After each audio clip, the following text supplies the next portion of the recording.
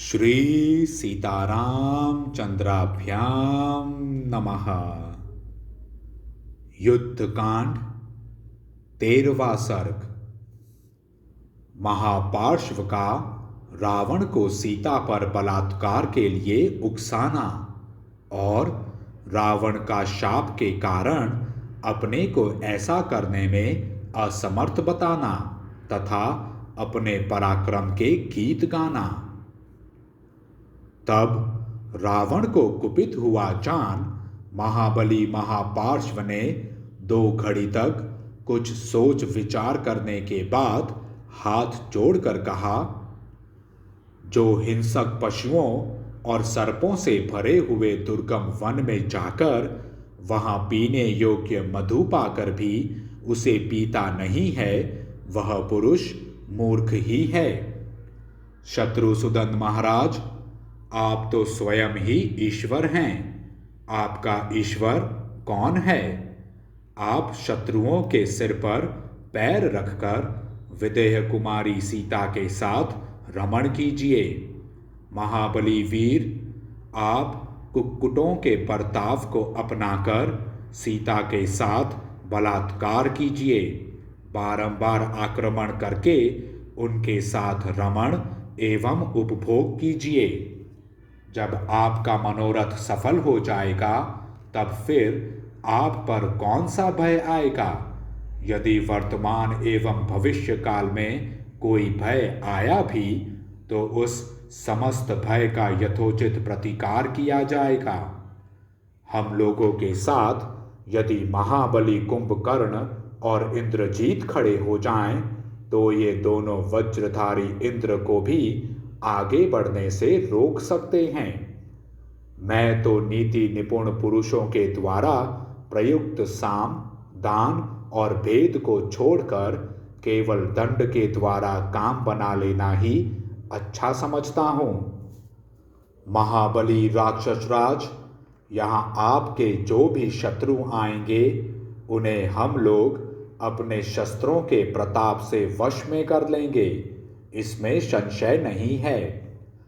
महापार्श्व के ऐसा कहने पर उस समय लंका के राजा रावण ने उसके वचनों की प्रशंसा करते हुए इस प्रकार कहा, महापार्श्व, बहुत दिन हुए पूर्व काल में एक गुप्त घटना घटित हुई थी। मुझे शाप प्राप्त हुआ था। अपने जीवन के उस गुप्त रहस्य को आज मैं बता रहा हूं, उसे सुनो। एक बार मैंने आकाश में अग्निशिखा के समान प्रकाशित होती हुई पुंजिक स्थला नाम की अप्सरा को देखा, जो पितामह ब्रह्मा जी के भवन की ओर जा रही थी। वह अप्सरा मेरे भय से लुकती छिपती आगे बढ़ रही थी। मैंने बलपूर्वक उसके वस्त्र उतार दिए और हठात उसका उपभोग किया। इसके बाद वह ब्रह्मा जी के भवन में गई। उसकी दशा हाथी द्वारा मसल कर फेंकी हुई कमलिनी के समान हो रही थी। मैं समझता हूं कि मेरे द्वारा उसकी जो दुर्दशा की गई थी वह पितामह ब्रह्मा जी को ज्ञात हो गई।